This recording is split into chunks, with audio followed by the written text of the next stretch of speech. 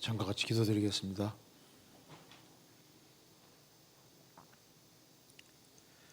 자비로우신 우리 아버지 하나님, 마땅히 형벌을 받을 수밖에 없는 저희들을 불쌍히 여기시고 주의 보배로운 피로 저희 죄값을 영원히 지불해 주시고 다시는 심판을 받지 않게 해주신 이 크고 놀라운 은혜와 사랑을 인하여 감사드립니다. 이 시간 주 성령께서 함께 해주시고 우리가 주 안에서 마땅히 깨달아야 될 말씀들을 깨달아 알 수 있도록 도와주시고 우리의 행보를 말씀 위에 굳게 세워주옵소서. 오늘 살아계신 하나님의 말씀으로 우리 영혼을 환하게 비춰주시고 우리가 주 안에서 어떻게 행할 것을 알 수 있도록 도와주옵소서. 주 예수 그리스도 이름으로 기도하옵나이다. 아멘. 성경 요한계시록 14장 찾겠습니다. 요한계시록 14장 13절입니다. 요한계시록 14장 13절 제가 읽겠습니다. 또 내가 들으니 하늘에서 음성이 나서 가로되 키로 가라. 자금이오로 주 안에서 죽는 자들은 복이 도다 하심에 성령이 가라사대 그러하다 저희 수고를 거치고 쉬리니 이는 저희의 행한 일이 따름이라 하시더라. 거기까지입니다. 오늘 지금부터 말씀 시작하면은 12시 한 10분 정도에 끝내겠습니다. 12시 한 10분 정도면 좀 간단하게 말씀드릴 수 있을까 합니다. 오늘 12시에 끝나는 게 아니라 12시 10분에 끝납니다. 그렇게 알고 있으면 되겠습니다. 괜찮겠죠? 예. 자, 먼저 이 구절을 먼저 한번 보시겠습니다. 여기에 요한계시록 14장 13절에 또 내가 들으니, 여기 내가는 예수님의 제자 사도 요한입니다. 사도 요한이 이제 밤모섬에 전도하다가 이제 유배돼 간 겁니다. 거기에서 이제 요한계시록 기록했는데 또 내가 들으니 하늘에서 음성이 나서 가로되 기로 가라. 자금이오로 주 안에서 죽는 자들은 복이도다 하시매 중요하기 때문에 기로 가라고 했습니다. 자금 이후로 주 안에서 죽는 자들은 복이도다. 여기 죽는데 주님 안에서 죽는 자들은 복이 있다고 했습니다. 그러니까 이제 여기 왜 이 말이 나오냐 하면은 사람은 이제 지구상에 태어날 때 내가 세상에 딱 들어올 때 아담 안에 들어옵니다. 내가 태어나고 나니까 보니까 아담 아닌 거예요. 우리는 아담 안에 태어났는데 이제 어느 날 이제 이 십자가의 복음을 통해서 딱 구원을 받으면은 어디로 들어가냐면은 주님 안에 이제 그리스도 안에 들어가는 겁니다. 안에. 그래서 여기에다가 이제 열로 들어갑니다. 그래서 그리스도 안이 주 안입니다. 주님 안임.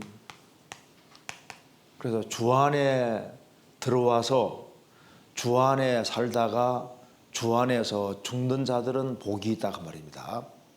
그러면 여기 아담 안에 태어나서 아담 안에 살다가 아담 안에 죽는 사람은 복이 없는 사람인 거예요. 자, 이렇게 보시면 우리가 아담 안에 태어날 때 태어나는 순간에 웃고 태어났습니까? 울고 태어났습니까? 울고 태어났죠. 그러니까 여기에 아담 안에 태어나는 순간부터 울음이 시작됩니다. 안 울면 때려서라도 울리잖아요. 그러니까 왜 태어날 때부터 왜 울고 태어날까요? 물론 허파허파해야 되는 그런데 이게 이제 아담 안의 모습을 보여주는 거예요. 이 세상에는 아담 안에는 울음이 가득한 세상입니다. 그래서 울고 태어나서 참 평생 고생하다가 결국은 죽는 거예요. 근데 한 사람이 이제 구원을 딱 받고 주 안에 들어오면은 비로소 웃음이 시작되는데, 진정한 웃음이 시작되는데, 성경에서 이삭이란 말 뜻이, 이삭은 예수님의 그림자인데 이삭이란 말 뜻이 웃음입니다. 웃음. 그래서 진정한 웃음은 예수님 안에 들어와야만 진정한 웃음이 시작되는 거예요. 진정한 기쁨이라는 게 시작되는 겁니다. 그래서 여기에 아담 안에 태어나는 사람은 이 세상에서 수고한 모든 수고가 무엇이든 간에 죽음과 동시에 이 세상의 모든 수고는 다 제로로 가는, 제로. 그러니까 죽음 건너가는 순간에 아담 안에서 무엇을 이루겠든 간에 빈손으로 죽음 건너가서 결국은 멸망에 떨어지게 되는 겁니다. 그러니까 내가 아담 안에서 장관 노릇을 냈다, 아담 안에서 대통령이 됐다, 죽음 딱 건너가는 순간에 다 제로가 되고 아무것도 없는 거예요. 아무것도 못 가져갑니다. 내가 여기서 아담 안에서 태어나 살면서 빌딩을 100채 가지고 있었다, 죽음 가는 순간에 어떻게 되는 겁니까? 다 놓고 가는 거예요. 아무것도 못 가져갑니다. 영국에서 한 목사님이 어떤 자기 교구를 이렇게 이제 교구 안에서 이렇게 목회를 했는데, 한 부자가 죽음을 건너가고 있어서 그 부자에게 가서 우리 한번 이제 당신이 이제 죽게 생겼으니 정말 우리 손을 좀 이렇게 잡고 좀 기도 좀 합시다. 천국 가는 문제를 확실하게 해결하고 살아야죠 하고 이제 얘기를 하니까 이 부자가 손을 안 내미는 거예요. 죽을 때까지 손을 안 내밉니다. 결국은 죽음 건너갔거든요. 나중에 이제 그 사람 시체를 치워야 되니까 이 부자리를 딱 걷으니까 뭘 가지고 있는지 아세요? 금고 열쇠. 금고 열쇠 꽉 잡고 있었던 겁니다. 그러니까 죽음 건너가는데 돈도 못 가져가고 아무것도 못 가져가잖아요. 그래서 죽음 건너가는 순간부터 제로가 되는 거예요. 그런데 봐요. 한 사람이 이제 그리스도 예수 안에 들어와서 주 안에 들어와서 주님 안에 살다가 주님 안에 죽으면은 우리가 주 안에서 구원받은 그날부터 이제 주님 앞에 갈 때까지 주 안에서 행한 일들이 있습니다. 행한 일들이 어디로 가냐 하면 이제 그리스도인이 이제 딱 죽음 건너가서 천국에 들어갈 때 주 안에 행한 것이 몽땅 저 위로 올라가는 거예요. 그리고 성경이 말씀하기를 이렇게 자금이오로 주 안에서 죽는 자들은 복이 도다 하심에 성령이 가라사대 그러하다 저희 수고를 그치고 쉬리니, 이제 천국 들어가면은 수고를 그치고 쉬리니 이 세상의 고생이 다 끝나는 겁니다. 그러면서 저희의 행한 일이 어떻게 한다고요? 따름이라 하시더라. 저희의 행한 일이 따름이라. 영어로 더 쉽게 표현되어 있습니다. Their works follow them. 그들의 행한 일들이 그들을 따라간다. 저희 행한 일이 따름이라 그 말은 저희가 주 안에 행한 것들이 저 천국까지 따라간다 그 말입니다. 그러니까 우리가 수고한 것이 저 위로 다 올라가는 거니까 이제 구원받은 그날부터 행한 것이 다 남는 게 되는 거예요. 그러면 이제 이 구원받은 사람들 속에서 같이 교제하고 같이 봉사하고 구원받은 사람에게 냉수 한 가루 더 준 것도 상 안 잃는다 그러죠.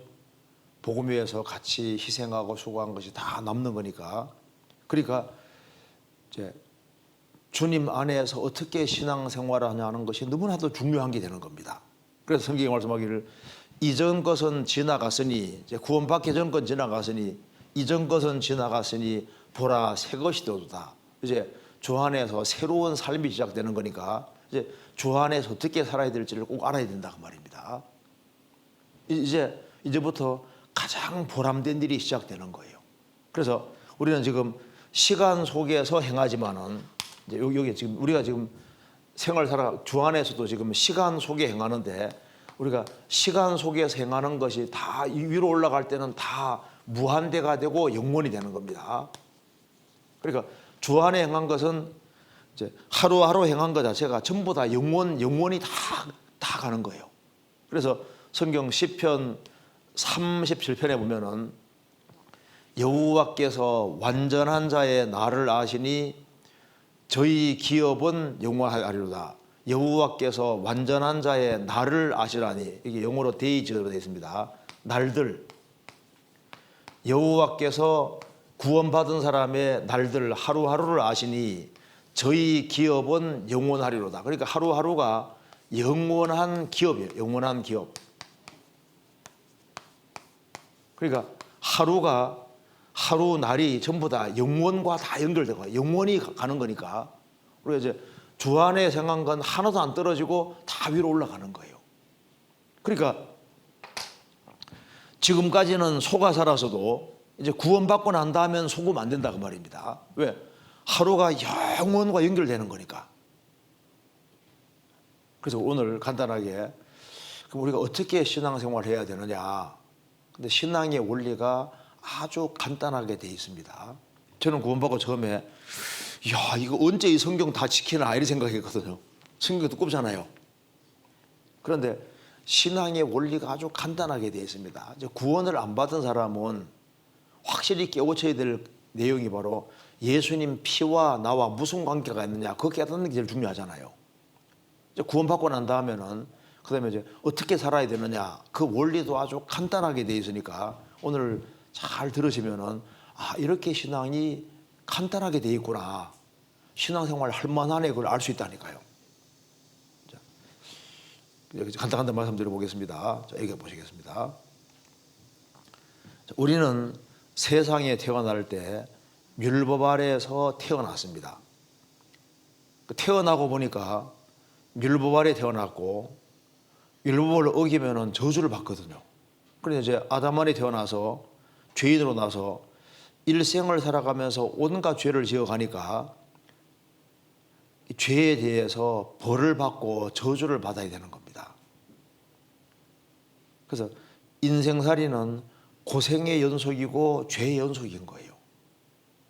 이 상태로 죽으면 안 되니까 법 위에 계신 하나님이 시간 속에 들어오셔서 바로 시간 속에 들어오신 분이 바로 예수님이고 우리가 저주를 받아야 되는데 저주받지 않도록 하기 위해서 예수님이 온전한 생애를 사시고 십자가에 죽어서 피를 흘려주신 겁니다. 예수님은 보배로운 피를 흘려서 우리 낱낱이의 죄값을 영원히 지불하셨기 때문에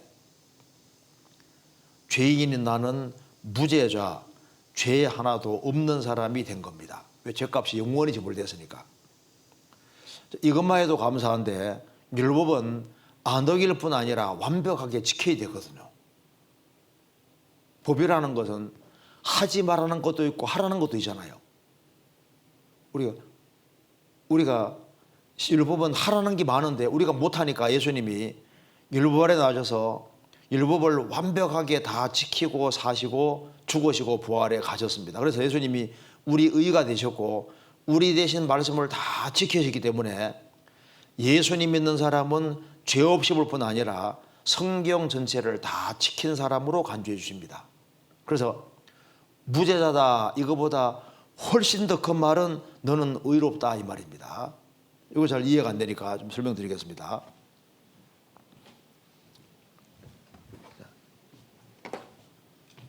무죄자라는 말을 하고 의롭다는 말은 조금 다릅니다. 여기 보시면은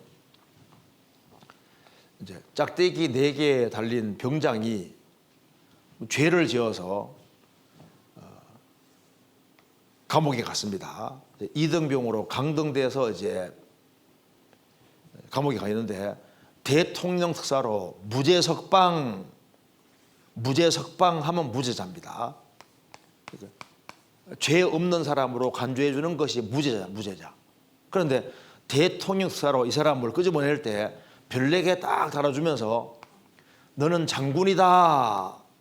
이렇게 끄집어내면 이거 의인이다 그 말입니다. 그러니까 무죄자란 말은 죄 없다는 말이고, 의인이라는 것은 국가적으로 아주 엄청난 공을 세운 것처럼 성경 전체를 다 지킨 사람처럼 간주해 주는 것이 의인인 거예요. 그래서 예수 믿는 사람은 죄를 하나도 안 지었을 뿐 아니라 성경 전체를 완벽하게 다 지킨 거로 간주해 주십니다. 의인이다 그 말입니다. 그래서 성경 에베소서 3장 보면은 우리가 그를 믿음으로 당당히 하나님께 나아가느니라, 당당히 나간다고 했는데, 이 당당이라는 말이 무슨 말이냐 하면은 로마 제국 당시에 이제 장군이 아주 혁혁한 대성해서 혁혁한 공을 세웠거든요. 공을 세워서 이제 백마 타고 로마 황제가 있는 앞에 나아갈 때 로마 시민들은 환호성을 막 지르면서 백마 타고 다 의기양양하게 황제 앞에 나아갈 때 그걸 당당이라고 하는 겁니다. 그러니까 예수님 믿는 사람은 벌벌 떨고 주님 앞에 서는 게 아니라 성경을 완벽하게 지킨 사람처럼 간주해 주시기 때문에 죄 하나도 없을 뿐 아니라 성경을 다 지킨 것처럼 간주해 주시니까 뭐 의기양양하게 주님 백 믿고 당당히 나간다 그 말입니다. 무슨 말이 되죠? 그러니까 예수 믿는 사람은 무죄자인 동시에 성경을 다 지킨 사람처럼 간주해 주시고, 십자가는 바로 죄인인 내가 처벌을 받은 자리니까, 예수님 죽은 자리가 내가 대신 죽은 자리니까 내 운명은 끝이 난 거예요. 그래서 이제 하나님은 내 아버지가 되고 나는 하나님의 아들이 된 겁니다. 그래서 세상의 성경에서 제일 엄청나게 큰 말이 바로 너는 내 아들이다. 이것이 성경에서 제일 큰 용어 중에 하나입니다. 너는 내 아들이다. 이건 의인이란 말보다 훨씬 더 큰 말인 거예요. 너는 내 아들이다. 자, 국가적으로 엄청난 공을 세운 사람하고 왕자하고는 다르잖아요. 너는 내 아들이다. 그래서 주님 피로 죄를 사함 받은 사람은 하나님의 아들인 겁니다. 그래서 하나님께서 이렇게 우리를 아들로 취급해 주십니다. 여기 보시면은 사도행전 2장 38절에 죄 사함을 얻으라 그리하면 성령을 선물로 받으리니, 그 죄를 사함 받은 사람 속에 성령이 선물로 와 계십니다. 그러니까 죄를 사함 받은 게 확실한 사람은 내 죄 사해 주신 것이 믿어지게 하신 분이 성령이신 거예요. 그래서 죄 사함 받은 사람 속에는 성령이 와 계십니다. 찬송 부르면 좀 이해되실 겁니다. 여기에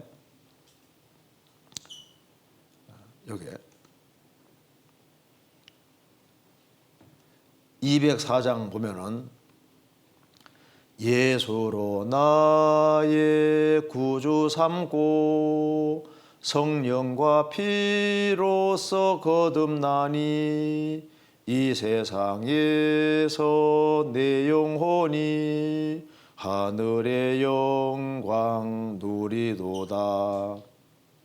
이것이 나의 간증이요 이것이 나의 찬송일세. 나 사는 동안 끊임없이 구주를 찬송하리로다. 여기 보면은 이것이 나의 간증이요 이것이 나의 찬송일세, 이것이 나의 간증이요. 진정한 간증이 뭐냐면 바로 이겁니다. 예수로 나의 구주 삼고 성령과 피로써 거듭나니. 성령과 피로써 거듭나니. 거듭나는 것은 성령과 피로 거듭납니다. 그러니까 성령께서 뭘 깨닫게 해주냐면은 성령과 피로써 거듭나니. 이 거듭나야 천국 가는데 어떻게 거듭나느냐? 성령께서 피를 딱 피공로를 믿어지게 해주십니다. 왜? 죄를 사하는 거 뭐가 사는 겁니까? 피가 죄를 사하니까. 그래서 예수님 피가 내 죄를 영원히 사하셨구나.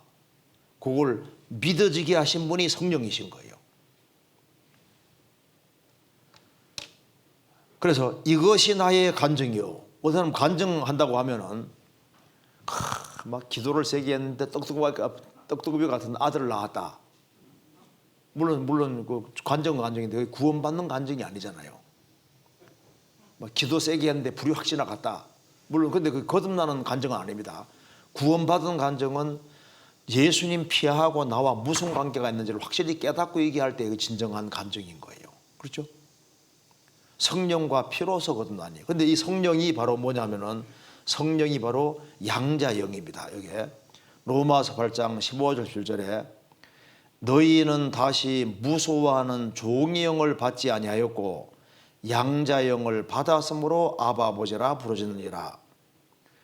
너희는 다시 무소하는 종의 영을 받지 아니하였고, 무소하는 종의 영이라는 게 뭐냐면 교회 생활해도 행위에 자꾸 기대는 사람은 종처럼 항상 무서운 거예요. 아들로 탄생하지 않은 사람은 항상 무서운 것이 있습니다. 제가 대학 다닐 때 어떤 집에 들어가서 이제 입주해서 이제 애를 이제 가르치는데요. 제가 중학생입니다. 그런데 이제 주인집 아들하고 저하고 영 다른 거예요. 주인집 아들은 아버지 앞에서 밥알을 흘리면서 아주 맛있게 먹는데 저는 조심스러워요. 아들이 아니니까. 애 점수가 올라가면 내가 좀 편안해. 내려가면 내가 불안해요. 아들은 점수 올라가 내려도 관계없잖아요. 그러니까 아들 입장과 중 입장이 다르다니까요. 그래서 교회 다니는 사람도 구원받지 아니한 사람은 항상 종귀치에 있기 때문에 하나님이 무서운 거예요. 그래서 조금 열심히 하면 천당 갈 것 같고 조금 못하면 지옥 갈 거니까 두려운 겁니다. 그런데 너희는 다시 무소하는 종의 영을 받지 아니하였고 양자영을 받았으므로 아버지라 부르짖느니라. 성령이 바로 양자영이다 그 말입니다. 그러니까 아들이 아닌 사람이 아들 되는 것이 바로 양자잖아요. 우리는 양자영을 받았기 때문에 아버지라 부르짖느니라. 구원받은 사람은 하나님의 아들인데 양자영, 성령 받은 것이 바로 양자영입니다. 이렇게.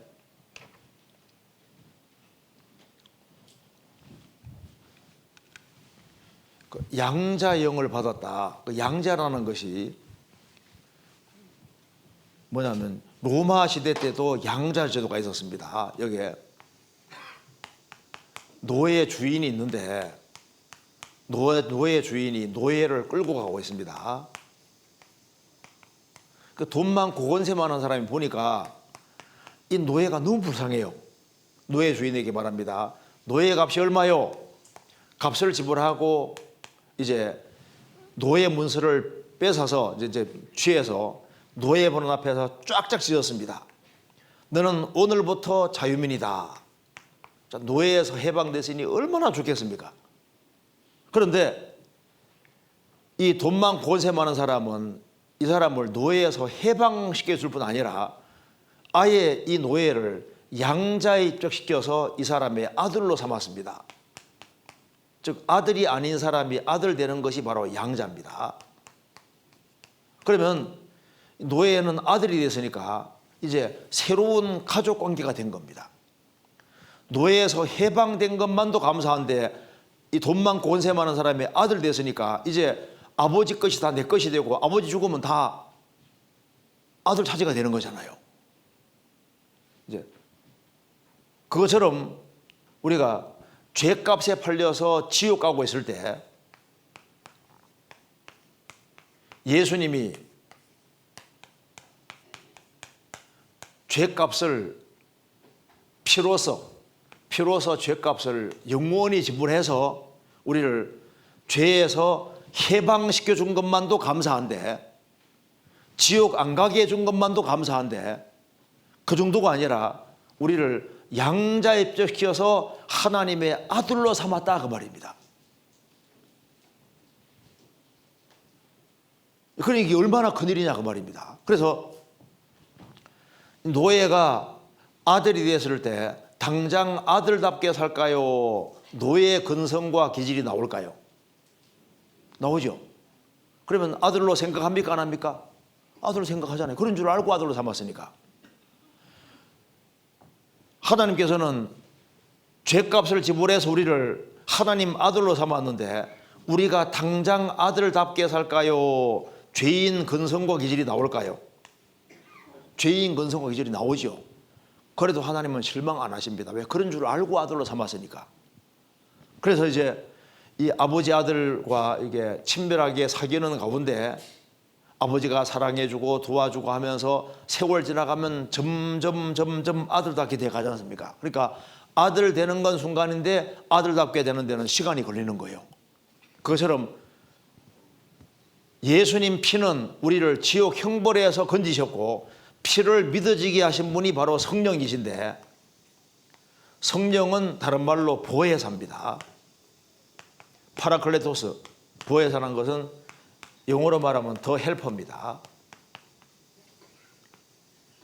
더 컴포터.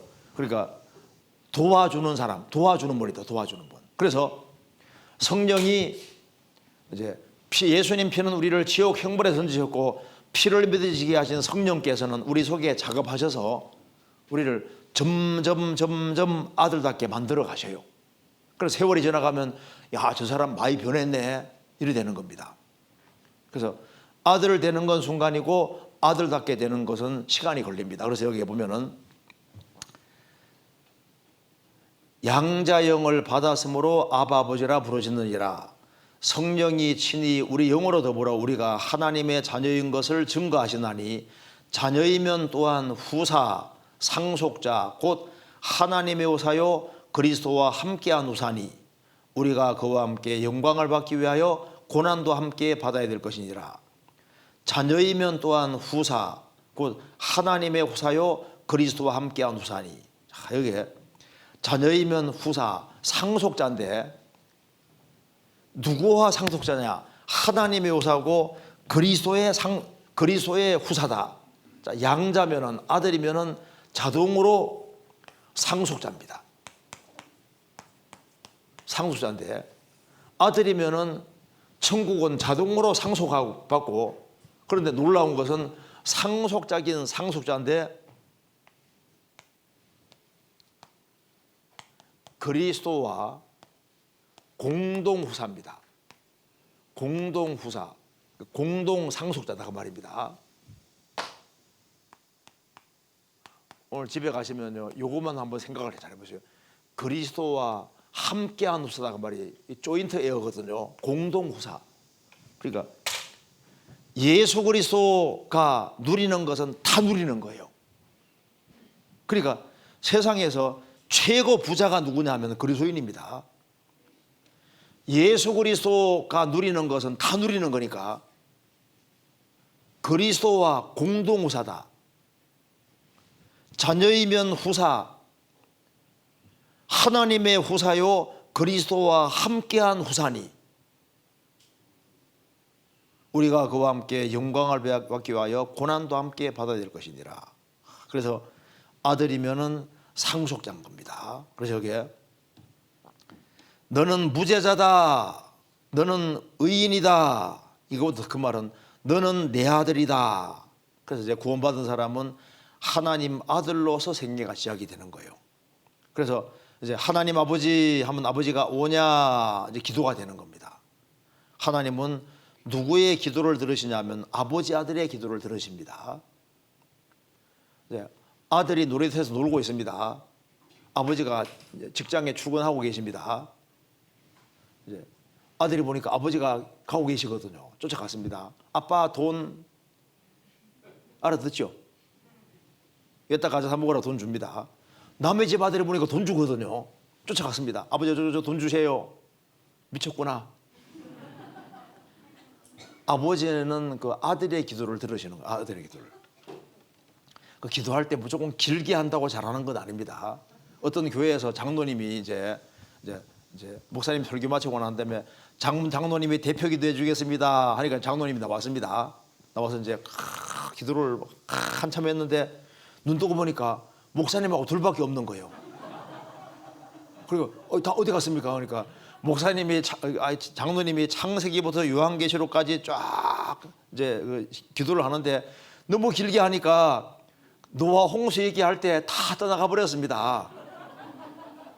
둘밖에 안 남았다는 거예요. 그러니까 막 하나님 앞에 막 설교하듯이 막 길게 얘기를 하는 거 잘하는 거 아니다 그 말입니다.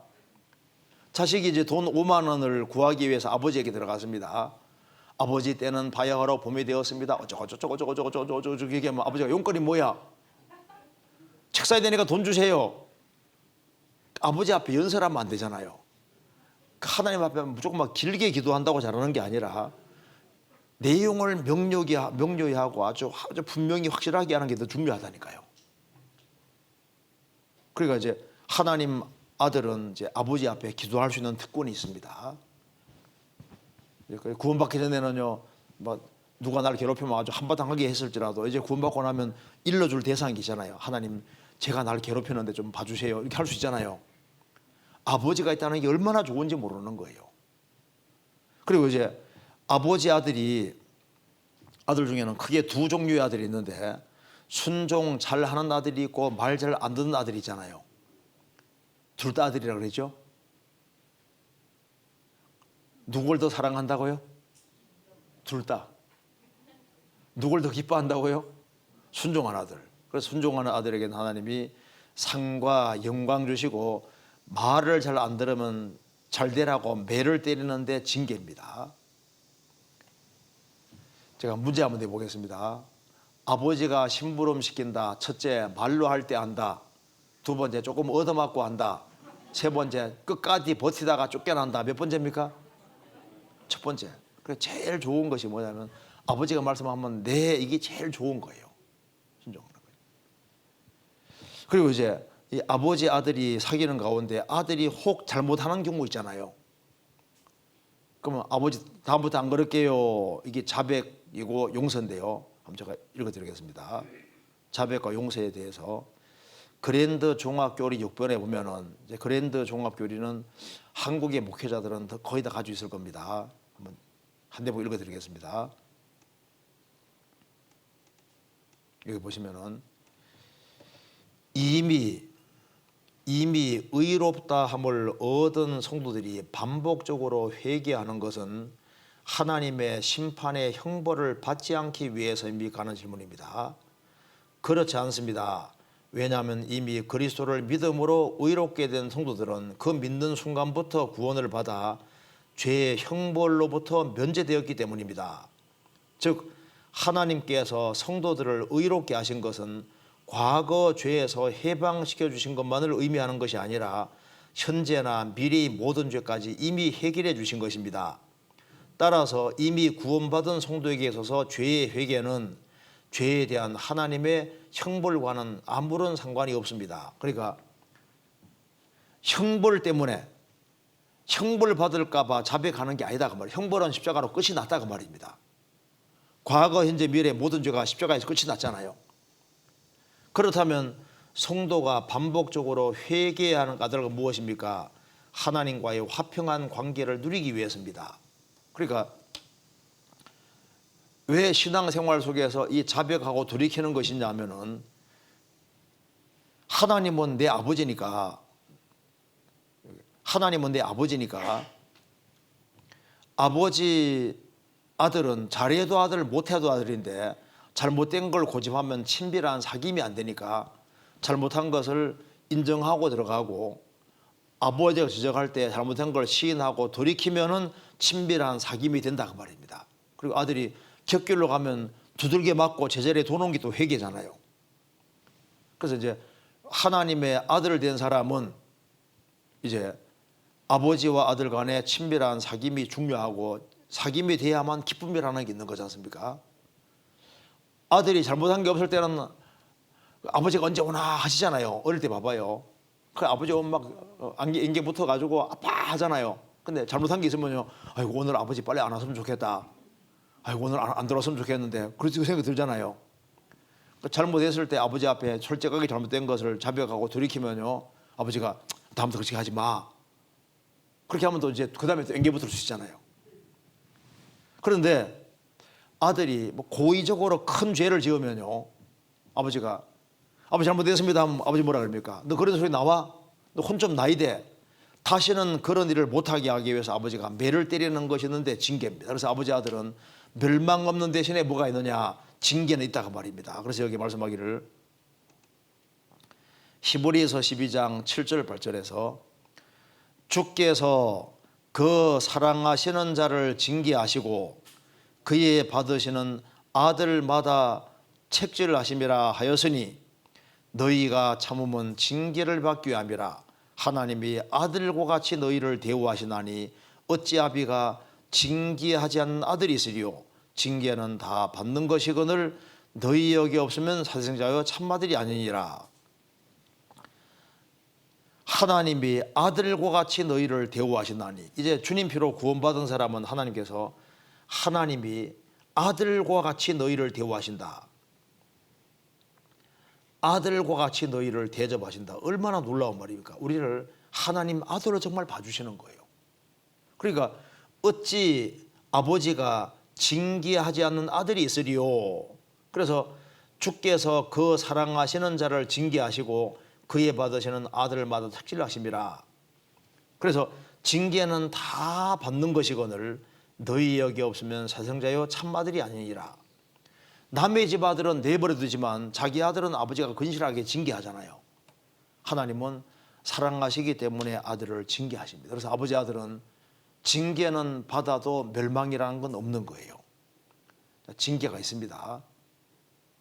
말 안 들으면요, 어떤 아버지는 모닥 모아가지고 한꺼번에 아주 혼내키잖아요.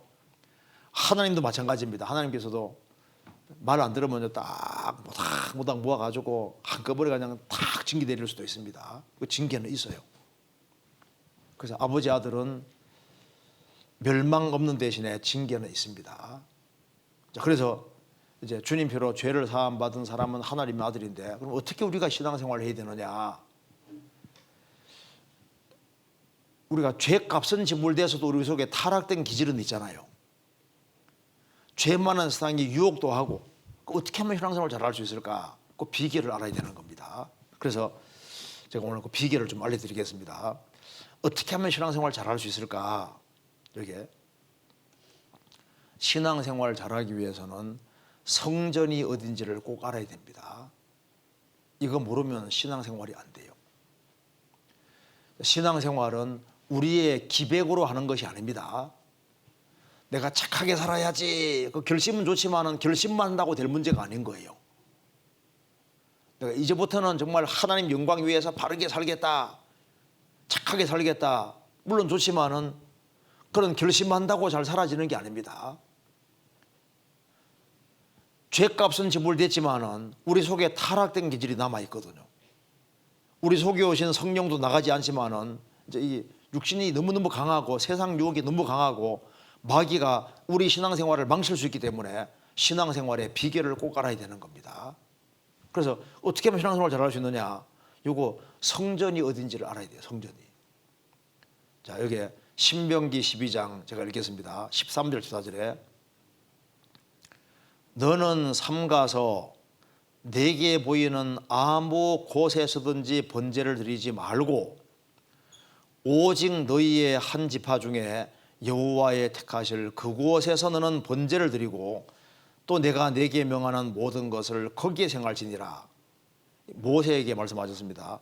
너희들은 아무 데서나 제사하지 말고 하나님이 택하실 바로 그 한 곳, 성막입니다. 성막에서 번제 드리고 내가 내게 명하는 모든 것을 거기에 생할지니라. 하나님께서 한 곳을 딱 정해주는데 바로 성막입니다.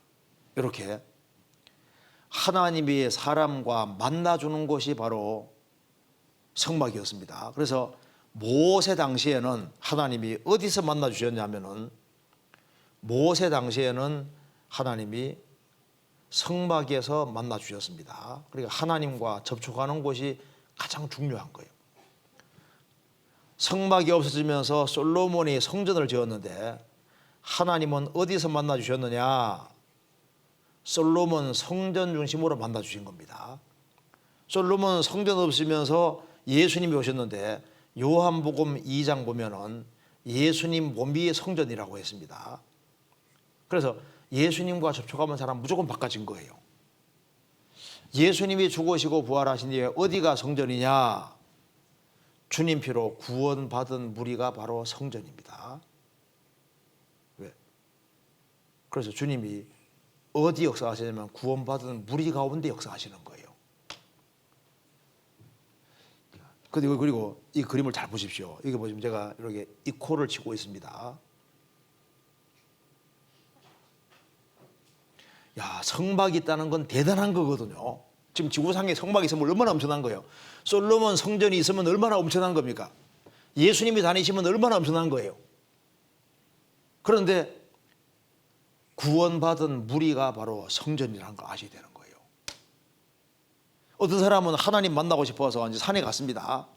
산에 가서 가능하면 하나님은 높은 데 계시다고 생각하고 저 산으로 올라가서 산꼭대기로 올라갔습니다. 산꼭대기에 올라가서 산꼭대기에 있는 나무를 다 붙잡았습니다. 하나님 만나려고 산꼭대기에 올라가서 이제 나무 붙잡고 나무불에 붙잡고 주여 저를 만나 주십시오 막 맨날 며칠 기도합니다. 주님 만날까요? 잘못하면 귀신 만납니다. 흑귀 만납니다. 하나님은 거기에서 만나는 게 아니에요. 잘 생각해 보시면은 우리가 이제 자녀 키울 때 자녀 속마음을 못 바꾸잖아요. 자녀 속에 들어갈 수가 없는 거예요. 벌써 이제 나이가 좀 들은 사람은 자기를 자기가 못 바꾼다니까요. 그러니까 아주 힘쓰고 애쓰고 이렇게 해주고 바꿔줄 문제가 처음부터 아니에요. 우리 속을 바꿔줄 수 있는 분은 하나님밖에 없다니까요. 그러니까 하나님과 접촉이 돼야만 사람이 바꿔지는 거예요. 그러니까 하나님이 어디 계시는지 어떻게 역사하시는지 그걸 알아야지 신앙생활이 되게 돼 있는 거예요. 그리고 하나님 어디 계시느냐?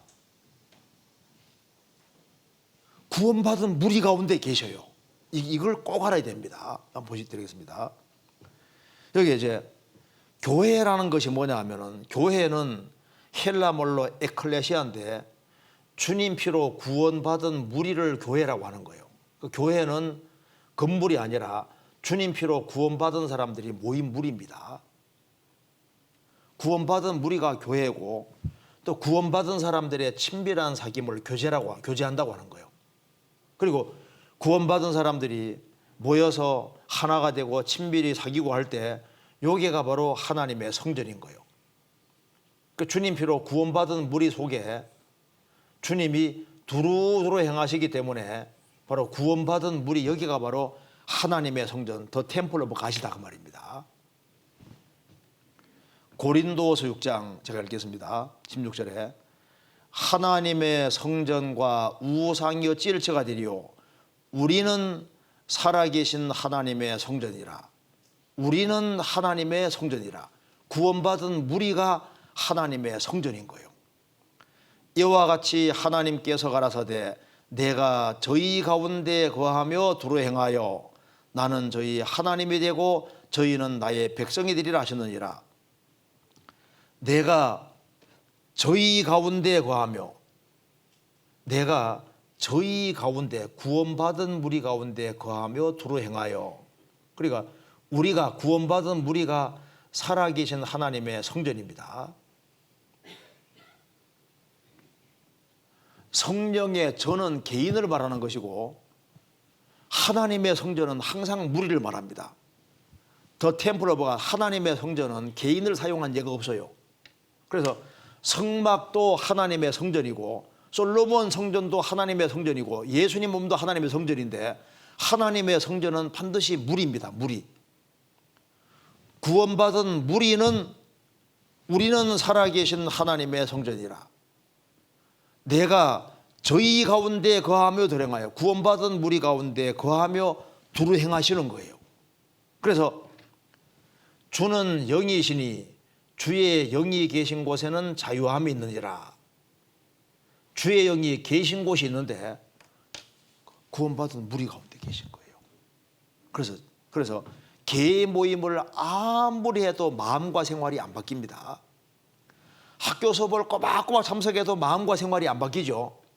동창생들 모이고 친구들끼리 아주 계속 모여도 속이 안 바뀌어요.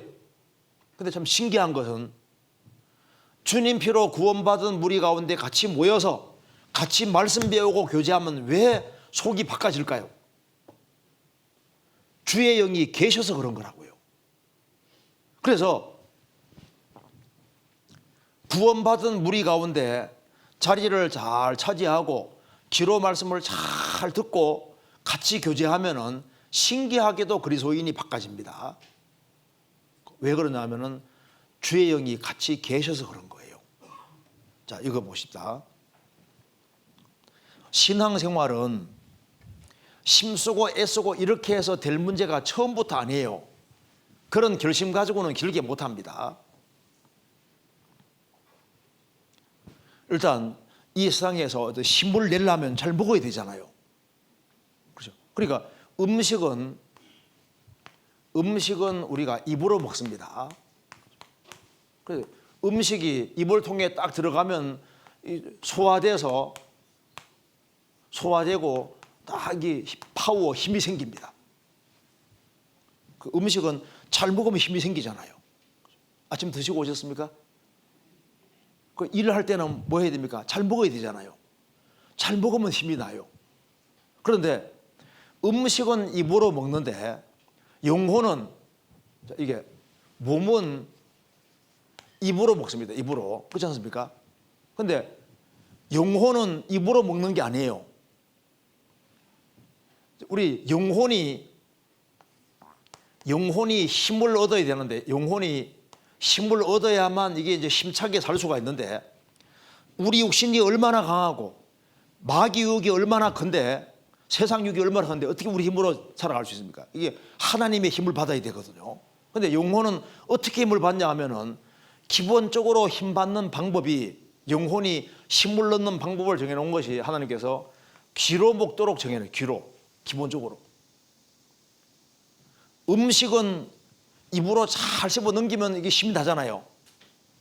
영혼은 귀로 먹도록 정해놨기 때문에 신앙생활 안 하려면 간단합니다. 귀 딱 틀어막으면 돼요. 구원 받을 때도 어떻게 받았습니까?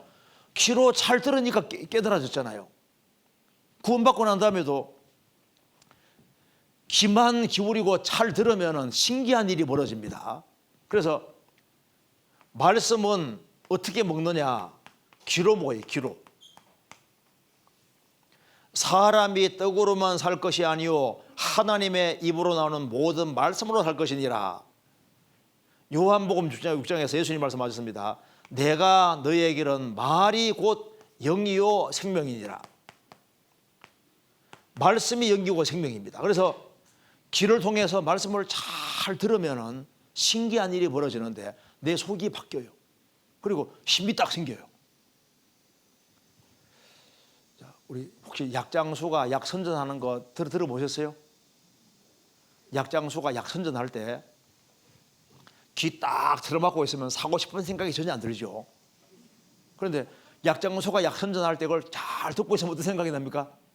잘 들으면은 무조건 이 손이 지갑에 가. 그래서 막 사잖아요. 그러니까 우리 영혼 속이 움직이는 것은 귀로 잘 들으면 움직이게 돼 있다고요. 그러면 세상 이야기를 많이 들으면 어떻게 될까요? 세상 이야기를 많이 들으면 마음과 생각이 세상 쪽으로 가는 거예요. 그렇죠? 그러니까 하나님 말씀에 귀를 기울이고 잘 들으면은 말씀만 들어가는 게 아니라 말씀이 들어갈 때 성령이 같이 들어가시기 때문에요. 말씀이 영이고 생명이니까 말씀을 잘 들으면은, 귀담아 잘 들으면은 말씀이 영혼 속에 들어가서 그 사람 영혼을 붙잡고 영혼을 바꿔주시니까 힘이 딱 생기게 돼 있고, 그리고 이제 힘차게 살 수 있게 되는 거예요. 그래서 말씀을 잘 듣고 구원받은 식구들하고 같이 교제하고 헤어지고, 말씀을 잘 듣고 또 교제하고 헤어지고 하는 사이에 자기도 모르게 조금 바꿔진다니까요. 그 신앙생활은 복잡한 게 아니라 잘 듣되 구원받은 무리 가운데서 같이 듣는 게 중요한, 같이 듣는 것이. 그러면 자기가 바꿔진다니까요. 이건 진짜 놀라운 거예요. 자, 이거 보시겠습니다. 그래서 주님께서 명령하신 것이 뭐냐면 주 안에 거하라. 이게 주님 명령이에요. 주 안에 거하는 것은 내 책임이고 바꿔주는 것은 주님 책임입니다. 변화시키는 것은 주님 책임이고 거하는 건 내 책임이에요. 제가 읽어보겠습니다. 요한복음 15장 3절부터 5절까지 제가 읽겠습니다. 너희는 내가 일러준 말로 이미 깨끗하였으니 내 안에 거하라. 나도 너희 안에 거하리라. 가지가 포도나무에 붙어있지 아니하면 절로 과실을 맺을 수 없음 같이 너희도 내 안에 있지 아니하면 그러하리라. 나는 포도나무요 너희는 가지니 저가 내 안에 내가 저 안에 있으면 이 사람은 과실을 많이 맺나니 나를 떠나서는 너희가 아무것도 할 수 없음이니라. 여기 이 구절을 관련해서 제가 하나 얘기를 하나 해드릴게요. 어떤 청년이 저를 찾아왔습니다. 목사님, 제가 구원을 받았는데요, 형제들이 교회 생활을 꼭 해야 되고 교제 가운데 꼭 거해야 된다고 해서 성가셔서 못 살겠다는 거예요. 아니, 구원받으면 되지 내가 왜 구원받은 우리 가운데 꼭 거해야 되고 교제해야 되냐고 막 항변하듯이 얘기합니다. 그래서 그래요? 그럼 성경 봅시다 하고 성경 보여드려 이걸 찾아드렸습니다. 너희는 내가 일러준 말로 이미 깨끗하였으니, 자, 복음 말씀으로 깨끗해졌습니까 하니까 구원 확실히 받았대요. 주님 피로 정말 죄사함 확실히 받았대요. 복음 말씀으로 깨끗해진 게 맞대요. 그럼 그 뒤에 내 안에 거하라. 나도 너희 안에 거하리라. 내 안에 거하라. 이것이 명령입니까? 옵션 선택사항입니까? 하니까 이분이 보더니만 거하라. 명령이네요. 누구의 명령입니까? 보니까 예수님 명령이네요. 어떻게 해야 되겠습니까? 거해야 되겠네요. 거하세요? 예, 알았습니다. 그래서 상담 못하세요. 이거 너무 화끈하다 그 사람. 왜 우리가 믿어야 되느냐? 주님이 믿으라고 말씀하셨잖아요. 만왕의 왕 되신 주님께서, 바로 이 천지를 창조하시고 우리를 구원하신 주님께서 믿으라고 명령하신 거예요.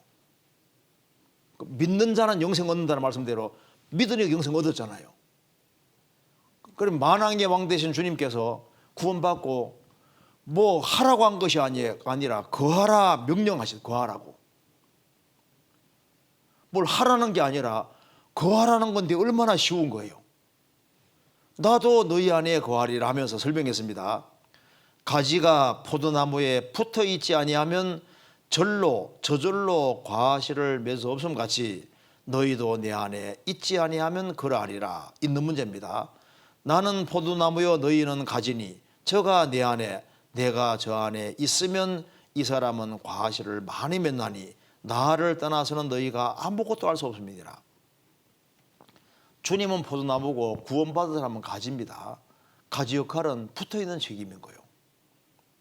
잘 붙어있으면은 공급받아 열매는 절로, 여기 키 구절이 바로 이겁니다. 절로, 절간으로란 말이 아니라 저절로, 절로 과실을 맺는다.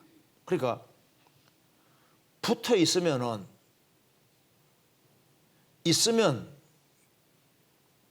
이 사람은 과실을 많이 맺는다. 그러니까 하는 문제가 아니라 있는 문제입니다. 있는 문제. 있으면은 열매를 많이 맺고 없으면은 붙어 있지 아니하면 열매는 없는 거예요. 여기에 포도나무의 가지 역할은 붙어 있는 책임입니다. 붙어서 공급 잘 받으면 열매는 주렁주렁 그냥 맺히잖아요. 신앙생활은 공급받는 거로 결정이 되는, 공급받는 것으로. 그래서 붙어서 공급받는 이것이 신앙생활의 핵심 키가 되는 겁니다. 그래서 이 교회에 대해서 잘 아셔야 되는데, 이제 지금부터는 눈 크게 뜨고 여기 교회가 뭔지를 잘 아셔야 됩니다. 여기 보시겠습니다. 마태복음 16장 16절에 18절에 시몬 베드로가 대답하여 가로되 주는 그리스도시요 살아계신 하나님의 아들이시니이다. 베드로가 말했습니다. 주는 그리스도시요 살아계신 하나님의 아들이시니이다. 예수님 말씀했습니다. 바요나 시몬아 내가 보기도다. 이를 내게 알게 하는 혈육이 아니요 하늘에 계신 내 아버지시니라 하면서 말씀하셨습니다. 또 내가 내게 이르노니 너는 베드로라. 내가 이 반석 위에 내 교회를 세우리니 음부의 권세가 이기지 못하리라. 내가 이 반석 위에, 이 반석이 뭡니까? 반석은 예수님입니다. 주는 그리스도시요 살아계신 하나님의 아들이시니다.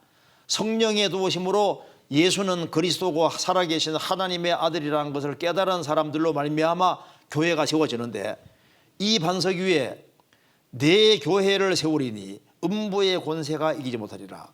자, 예수님이 오셔서 처음으로 교회라는 말을 사용하십니다. 내가 내 교회를 세우리니, 내가 세운다고 말씀하셨습니다. 그러니까 지금 예수님이 왜 오셨느냐 하면은, 예수님이 2000년 전에 오신 이유가 뭐냐 하면은, 예수님은 교회를 세우려고 오신 거예요. 교회를. 예수님이 십자가에 죽으시고 부활하셨습니다. 구원을 완성하셨고, 예수님이 죽으시고 부활하신 이후에 이제 예수님이 완성하신 구원의 복음이 전해져서 이 복음을 깨우친 사람들로 말미암아 뭐가 이루어지냐 하면은 교회가 이루어지는데, 예수님은 지금 초림하실 때부터 재림하실 때까지 그 사이에 뭘 하냐면 교회를 세우시는 일을 하시는 거예요. 내가 내 교회를 세울 것이다. 그러니까 주님의 최고 관심이 어디냐면 교회예요. 교회. 그러니까 구원받고 난 다음에는 교회를 반드시 알아야지 신앙생활이 가능한 거예요. 이제 그러니까 예수님 피로 확실하게 구원받았냐, 구원받았으면은 아주 필연적으로 예수님은 내 교회를 세운다고 말씀하셨기 때문에 성경 사도행전부터가 전부 다 교회 얘기입니다. 교회. 그리고 교회가 뭔지 모르면은 신앙생활 자체가 안 되는 거예요. 그럼 교회가 도대체 뭐냐? 내 교회를 세운다고 했는데 내가 교회 일원으로 되어 있다는 건 너무 소중하고 중요한 겁니다. 그럼 교회가 도대체 뭐냐? 여기 보시겠습니다. 사도행전 20장 28절에 너희는 자기를 위하여 또는 온 양떼를 위하여 삼가라. 성령이 저들 가운데 너희로 감독자로 삼고 하나님이 자기 피로 사신 교회를 지게 하셨느니라. 바울 사도가 에베소에서 3년 동안 사역을 하고 이제 에베소를 떠나면서 에베소에 있는 이제 그 목회자들, 감독들을 이렇게 불렀습니다. 그러면서 마지막으로 말하는 겁니다. 너희 감독자들, 너희는 자기를 위하여 또는 온 양떼를 위하여 삼가 조심해라. 성령이 저들 가운데 너희로 감독자를 삼고 하나님이 자기 피로 사신 교회를 지게 하셨느니라. 그러니까 양떼가 바로 교회인데, 교회는 하나님이 자기 피로 값주고 사신 교회다. 하나님이 피를 흘려서 값주고 사신 교회, 금물을 피로 값주고 산 것이 아니잖아요. 예수님이 피를 흘려서 값을 주고 한 사람 한 사람을 구원시켰는데, 그 구원받은 사람들이 모인 무리, 양떼, 무리를 바로 교회라고 하는 겁니다. 교회는 사람들이 교회인 거예요. 너희는 너희 것이 아니라 값으로 산 것이 되었으니, 주님이 피를 값주고 사신받은 사람들인 거예요. 그래서 교회는 에클레시아, 주님 피로 구원받은 무리가 바로 교회입니다. 여기에 고린도전서 1장 2절에 고린도에 있는 하나님의 교회 곧 그리스도 예수 안에서 거룩하여지고 성도라 부르심을 입은 자들과, 여기 하나님의 교회, 교회는 뭐냐? 그리스도 예수 안에서 거룩하여지고 성도라 부르심을 입은 자들, 구원받은 무리인 거예요. 무리. 구원받은 무리가 바로 교회다 그 말입니다. 그래서 고린도전서 16장 19절에 아시아의 교회들이 너희에게 무난하고 아굴라와 브리스가 및 그 집에 있는 교회가 주 안에서 너희에게 간절히 무난하고, 아시아의 교회들이 무난한다. 아시아의 구원받은 무리들이 너희에게 무난하고, 아굴라와 브리스가가 부부입니다. 부부 집에 있는 교회, 집에 교회당이란 말이 아니라 그 브리스가와 아굴라 이 집에 있는 교회, 집에 구원받은 무리가 모인 거예요. 구원받은 무리가 교회다 그 말입니다. 또 이게 골로새서 4장 15절에 라오디게아에 있는 형제들과 눈바와 그 여자 집에 있는 교회 문안하고 눈바라는 여자 집에 눈바라는 여자와 그 집에 있는 교회 눈바라는 여자 집에 구원받은 무리가 모인 거예요. 그래서 그리스도인들이 모이는 집은 교회 당이라고 해야지 맞는 것이고 교회는 구원받은 사람들이 모인 무리가 교회입니다. 그래서 아무리 훌륭한 건물이 있을지라도 구원받은 무리가 안 모여 있으면 교회가 아닌 거예요. 반드시 대다수가 다 구원받은 사람으로 돼 있어야 됩니다.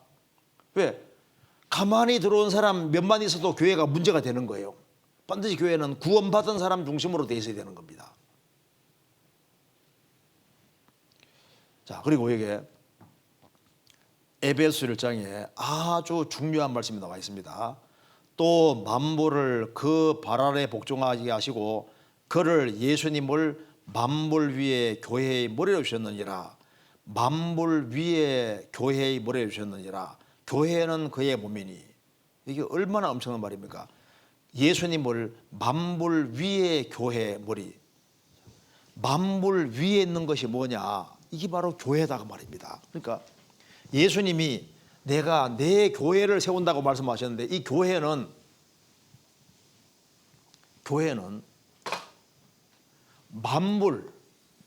만물 위에 있는 교회입니다. 지구가 이렇게 있으면은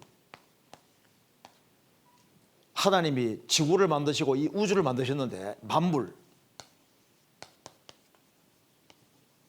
그래 어떤 해와 달과 별 어떤 것보다도 훨씬 하나님이 만드신 만물 중에서 최고 높은 만물 그 위에 있는 것이 교회고 교회의 머리가 주님이시다 그 말입니다. 그러니까 제일 높은 곳이 어디냐 하면은 교회예요. 교회. 만물 위에 교회의 머리가 주님이니까 교회당 건물이 만물 위에 있는 게 아니잖아요. 교회는 하나님의 아들이고 그리스도의 신부로 구성되어 있으니까 만물 위에 있으니까 최고 높은 것이 교회인 거예요. 교회. 주님 피로 값주고 사신받은 무리가 얼마나 높은 거예요. 그러니까 세상의 정보라든가 이건 게임이 안 되는 거예요. 만물 위에 교회의 머리가 바로 예수님이니까 교회의 일원이 된다는 것은요 가장 영광스러운 거예요. 그러면서 교회는 그의 몸이니 만물 안에서 만물을 충만케 하시는 자가 주님이신데 그 주님의 충만이 몸된 교회 안에 있다 그 말입니다. 그래서 교회의 머리는 주님이시고 교회는 그의 몸인데 교회는 만물 위에 있다. 위에.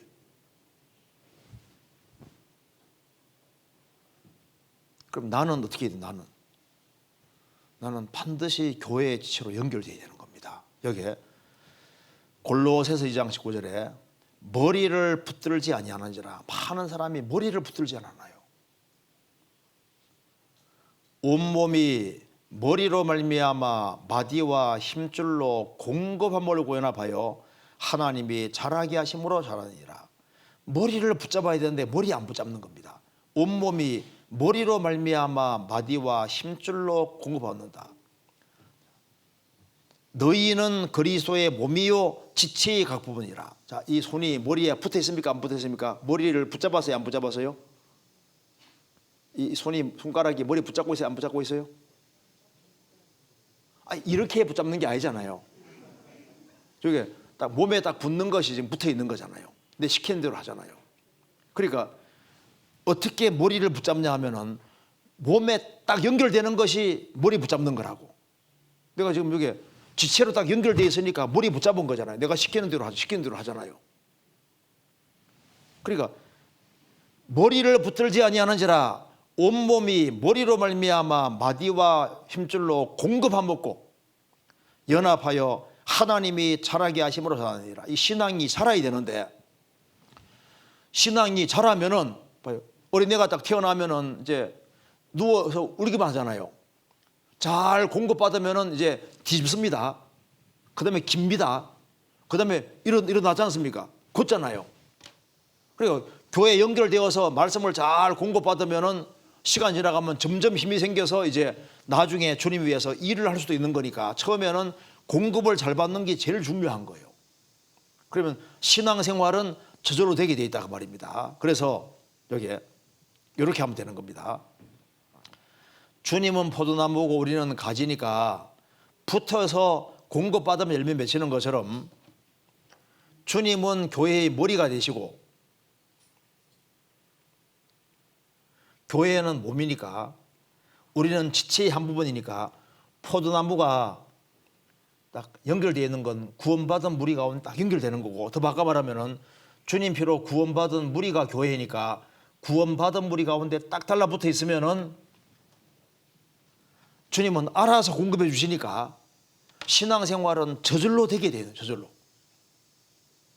그러니까 신앙생활 하는 게 얼마나 간단하고 쉽게 되어 있는지 몰라요. 여기에 사가조개라는 조개가 있는데 이 조개는 얼마나 접착력이 강한지 한번 붙었다면 안 떨어집니다. 사가조개.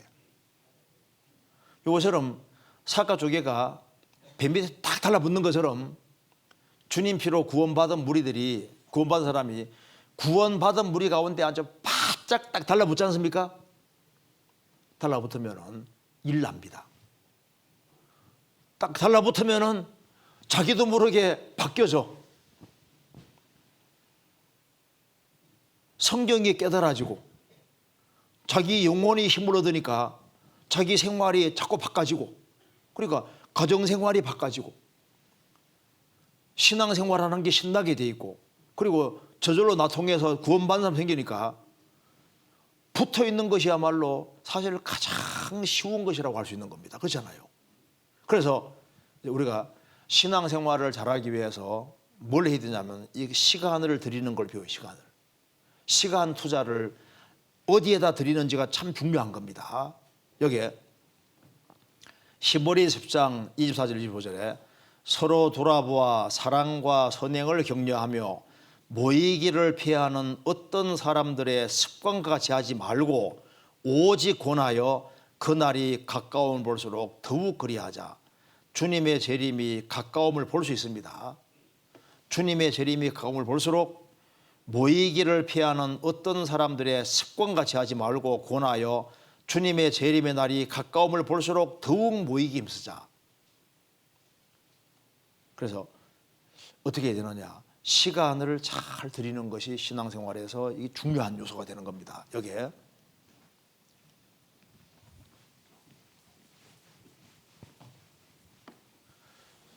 성공학을 가르치는 사람이 이런 얘기를 했는데 참 마음이 와닿습니다. 여기 이제 항아리가 이렇게 놓여 있는데,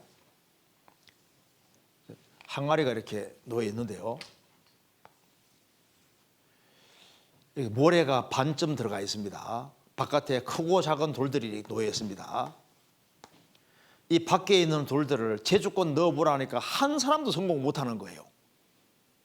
강사가 웃으면서 여기에 있는 항아리 속에 있는 모래를 다 이제 밖에 쏟아놓고 난 다음에 제일 큰 돌보다 중앙에 딱 놓습니다.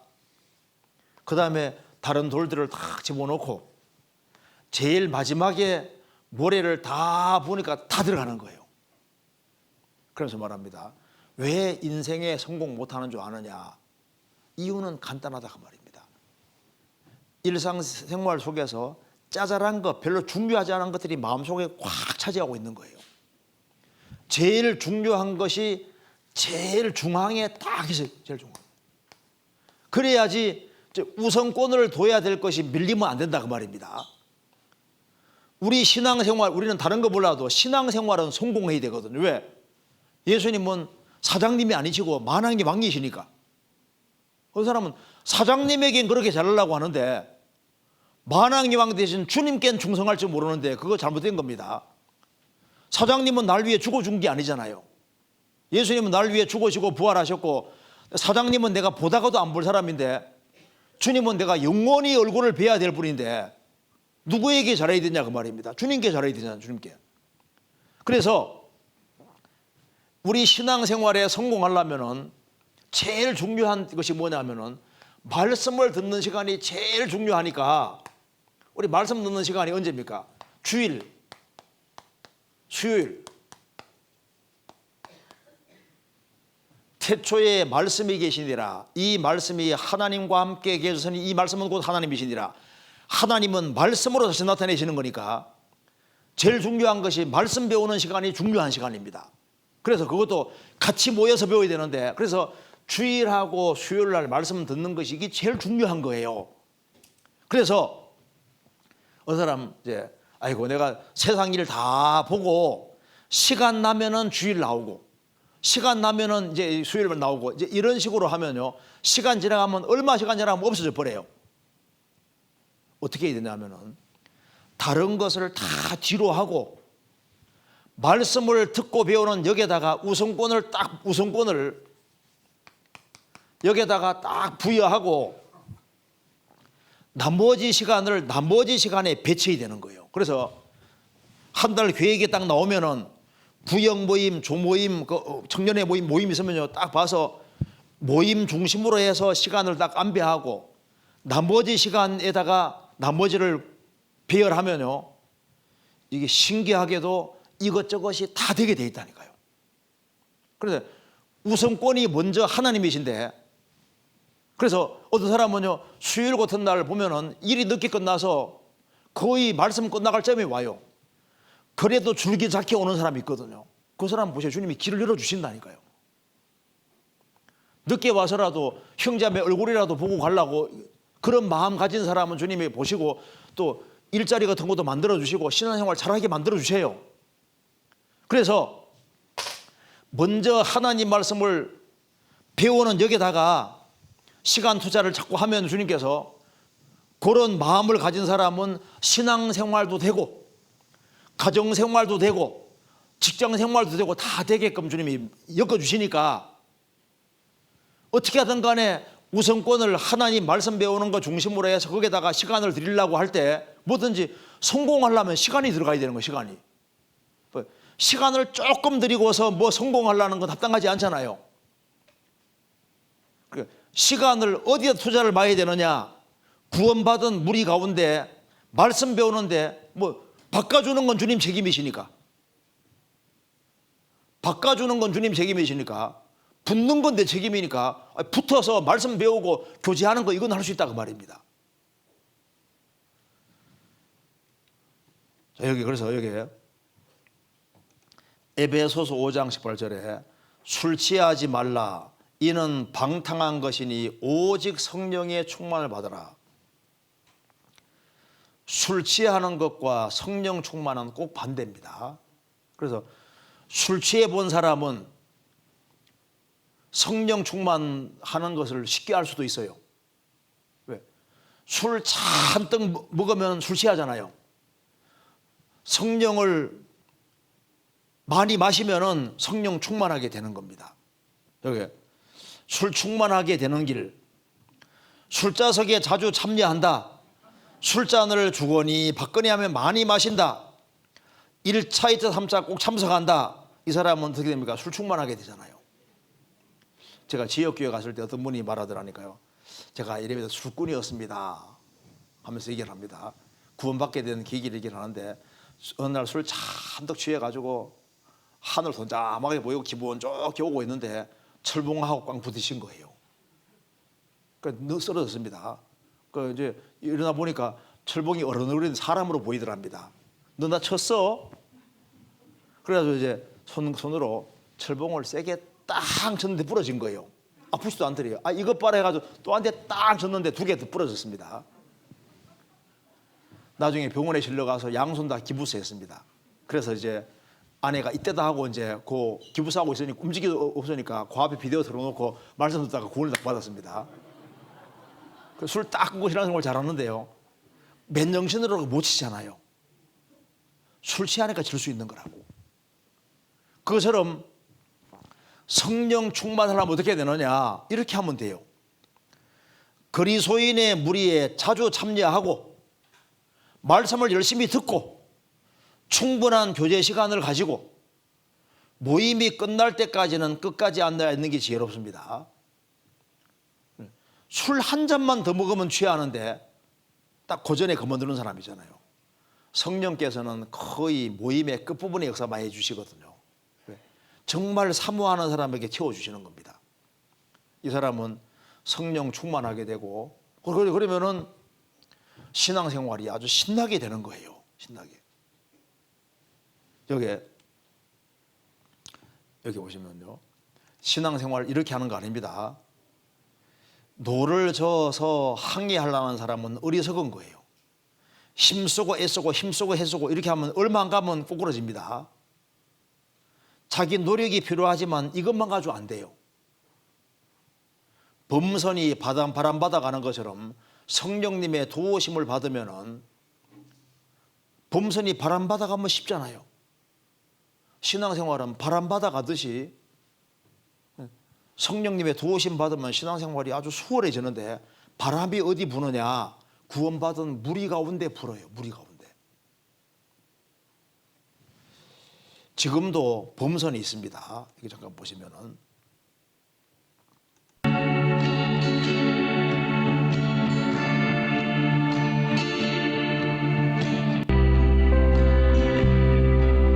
지금도 바람을 이용해서 가는 배들이 있거든요. 그러니까 노를 저어 가는 배 같은 경우는 힘이 무척 드는데 바람 받아 가는 배는 쉽습니다. 그래서 어떤 사람 나 술 안 끊어진다, 담배 안 끊어진다 걱정할 필요 없습니다. 바람 받아 가는 배 같은 경우는 뒤에 줄이 묶여서 육지에 말뚝이 박혀 있어도 바람 세게 불면 줄 끊어지잖아요. 구원받은 무리 가운데 바짝 거하면서 같이 말씀 교제하고 하면은 성령의 도우심으로 술 끊어지고 담배 끊어지고 다 끊어지는데 식욕 같은 건 물론 안 끊어집니다. 속에 원래부터 주어진 건 안 끊어지는데 외부에 들어온 건 끊어질 수 있는 거예요. 그래서 신앙생활을 할 때 이게 신납니다. 여기 보시면은 여기 새 중에 날개 치며 가는 새 같은 경우는 이거 힘들잖아요. 그런데 맹금주들은 바람 받아 갑니다. 바람 받아 가니까 굉장히 수월한 거예요. 이렇게 매가 떠올라서 상승기류 받아 떠올라서 날개를 펼쳐 남방으로 향하는 것이 어찌 내 지혜로 말미암느냐. 매와 맹금주들은 늦여름에 이제 남쪽으로 내려갈 때 햇살을 세게 받으면은 거기에 상승기류가 생깁니다. 그러니까 햇살을 세게 받으면 공기가 뜨거워지니까 뜨거운 공기 올라가죠. 찬 공기 내려가니까 상승기류 생기니까 매는 상승기류보다 떠올라서 이렇게 다 날아가는 거예요. 이렇게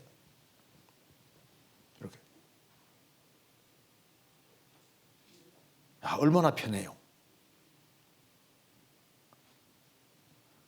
그러니까 날개를 퍼덕이며 가는 새들은 힘들잖아요. 근데 상승기류 받아 탁 가면 얼마나 쉬워요. 교회 생활할 때도 처음에는 교회 올 때 이렇게 퍼덕이면서 오거든요. 아이고 힘들다. 근데 시간 조금 지나가면 이렇게 돼가지고 신앙생활이 재밌고 수월해요. 신앙생활이 힘들면 누가 하냐고요. 그래서 주님께로부터 공급을 딱 받으면은 힘이 생기니까, 그리고 이제 말씀을 깨달아지죠. 기도할 수 있는 힘이 생기죠. 봉사할 힘이 생기죠. 가정생활에서도 힘이 생기죠. 그리고 사람이 보면서 와 많이 바뀌었네. 우리 남편 많이 바뀌었네. 아내 많이 바뀌었네. 자식이 많이 바뀌었네. 이러면서 저절로 전도가 되게 되는 거라고. 이 말 이해되시죠? 그래서 주님께서 복잡한 걸 얘기하지 않으시고 딱 구원받은 무리 가운데 거하라고 말씀하셨고, 거하는 사람은 이제 주님 얼마 후에 오시면은 주님 앞에 서는 즉시 그리스도인의 심판대가 있는데 부끄럽게 안 되는 거예요. 이거 보시겠습니다. 고린도전서 3장 10절 15절 제가 읽겠습니다. 내게 주신 하나님의 은혜를 따라 내가 지혜로운 건축자와 같이 터를 닦아두매 다른 이가 그 위에 세우나 그러나 각각 어떻게 그 위에 세우기를 조심할지니라. 이 닦아둔 것 외에 능히 다른 터를 닦아둘 자가 없으니 이 터는 곧 예수 그리스도라.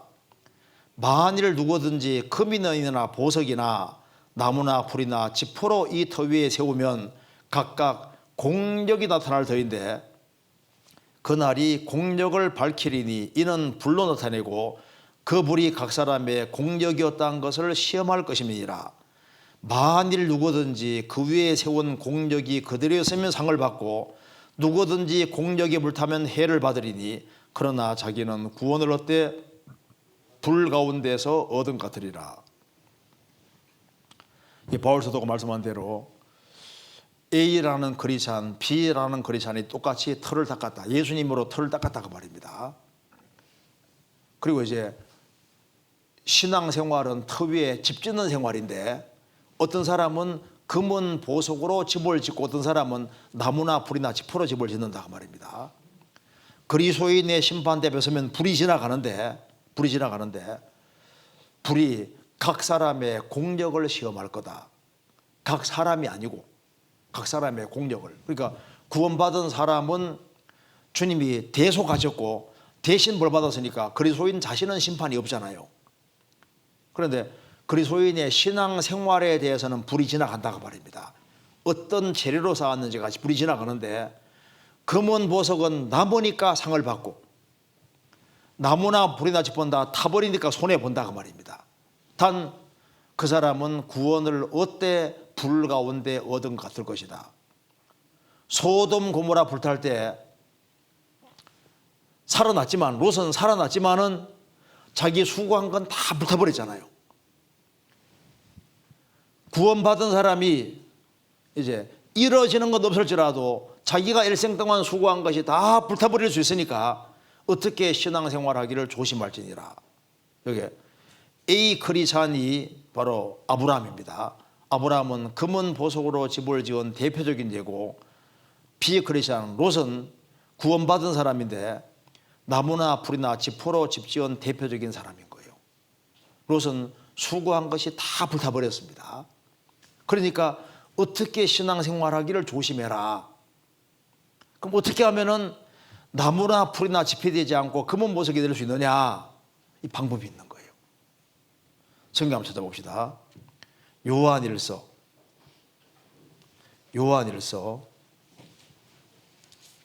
2장 28절. 요한일서 2장 28절. 제가 읽겠습니다. 자녀들아 이제 그 안에 거하라. 이는 주께서 나타내신 바 되면 그의 강림하실 때 우리로 담대함을 얻어 그 앞에서 부끄럽지 않게 하려 함이니라. 자녀들아 이제 주 안에 거하라. 그 안에 거하라. 이는 주께서 나타내신 바 되면, 주님이 재림하십니다. 나타내신 바 되면 그 앞에서 그의 강림하실 때 우리로 담대함을 얻어 그 앞에서 부끄럽지 않게 하려 함이니라. 부끄럽게 안 되는 길이 있는데 구원받은 무리 가운데 딱 거하면은 왜 부끄럽게 안 되냐면 이게 이유가 있는 거예요.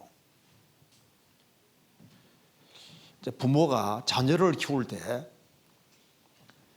이 가정 안에 있는 것과 가정 밖에 있는 것이 차이가 납니다. 자녀가 여기 가정이 있습니다. 가정 안에. 가정에는 아버지 어머니가 있고 자녀가 있지 않습니까? 자녀가 있는데 자녀가 가정 안에 있으면은 가정 안에서 이제 있으면서 가정 안에 있으면서 밖에 나가 사고 쳤다. 그러면 부모가 가서 수습해 주잖아요. 부모가 자녀에게 필요한 걸 다 제공해 주고 길러주고 부족한 게 있으면 다듬어 주고 징계하고 이렇게 해가지고 또 이제 뭔가 일 저지르면 가서 부모가 다 수습하고 가정 안에 있으면은 부모가 계속 다스려 주니까 자녀는 점점 온전하게 돼 가는 거예요. 그런데 자녀가 가정을 떠나서 밖에 가버리면은 손쓸 수가 없잖아요.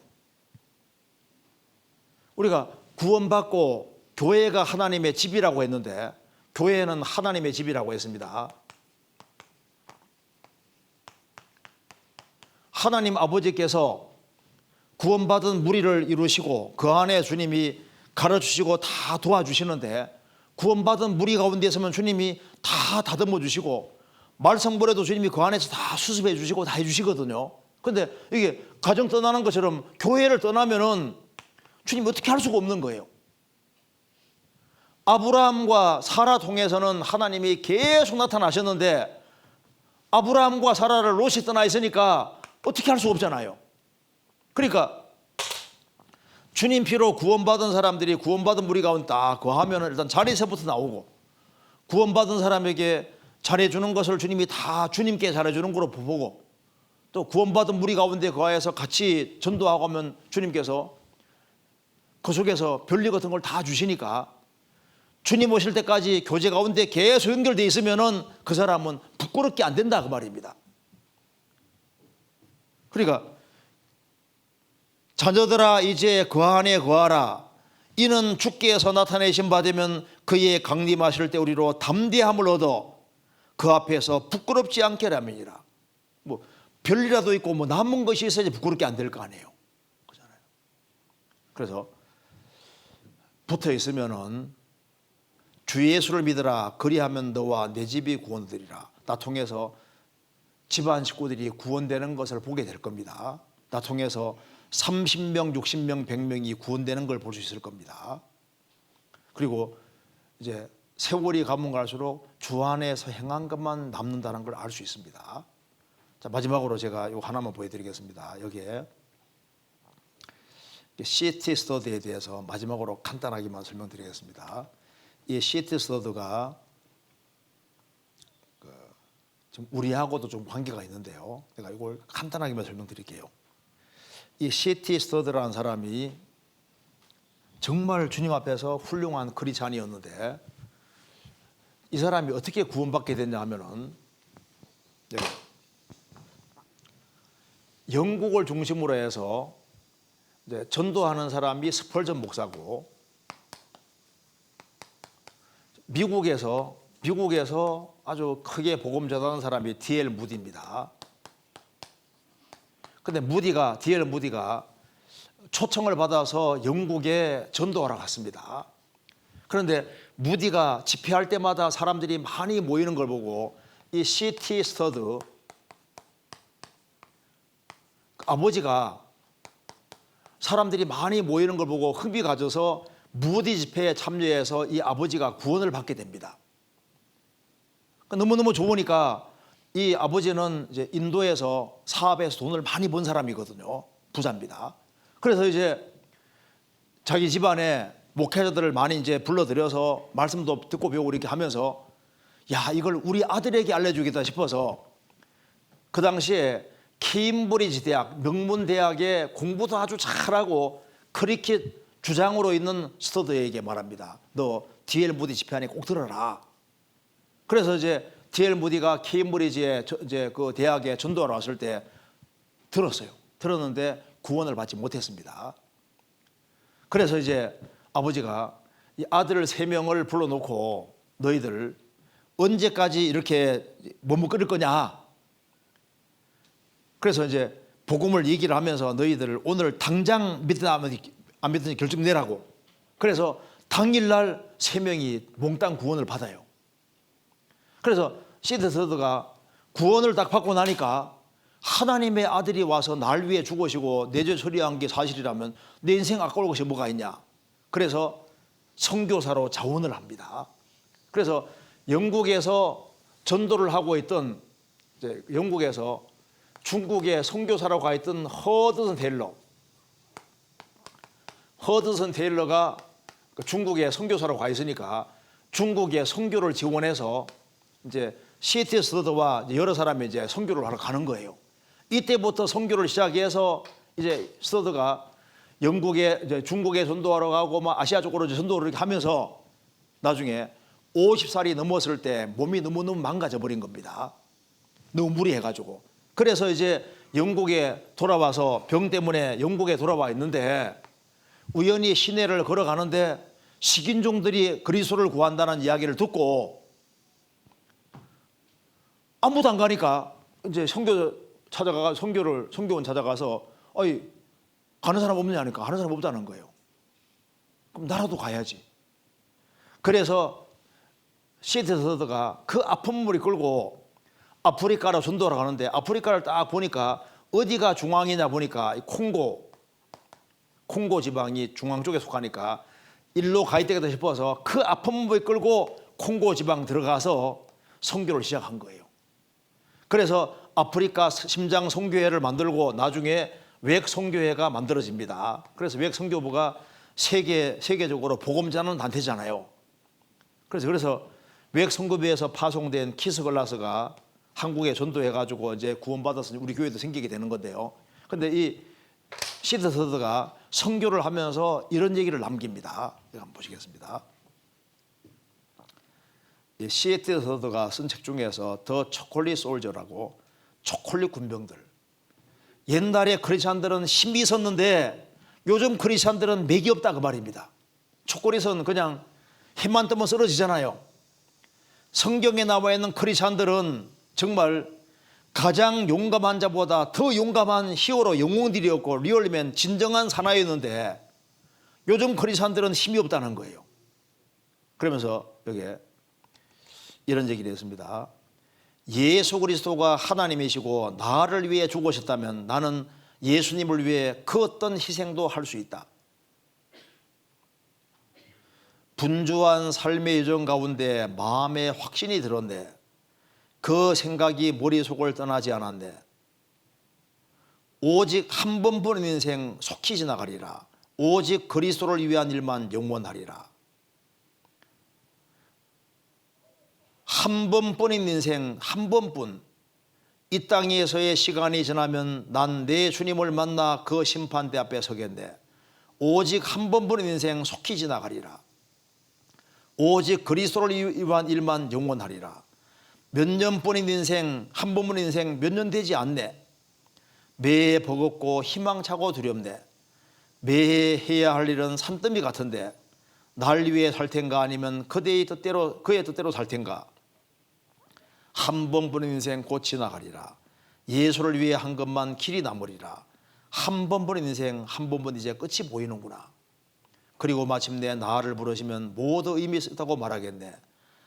오직 한 번뿐인 인생 속히 지나가리라. 오직 그리스도를 위한 일만 영원하리라. 그렇죠. 이 세상도 정욕도 다 지나갑니다. 그래서 이 세상도 그 정욕도 지나가되 오직 하나님의 뜻을 행하는 이는 영원히 거하느니라. 그래서 첫 번째 읽은 대로 제가 저희 행한 일이 따릅니다. 주 안에 들어와서 주 안에 살다가 주 안에 죽는 자들은 복이 있으니까 우리가 이제 구원받았으면 이제는 주님 안에 살다가 형제자매들 같이 서로 사랑하고 하나가 되는 가운데 복음 전하다가 주님을 만나야 되는 겁니다. 그리고 우리 사랑하는 가족들 접촉하는 사람을 최대한 주님 보러 인도하고 주님 앞에 서야 되겠습니다. 같이 기도하시겠습니다.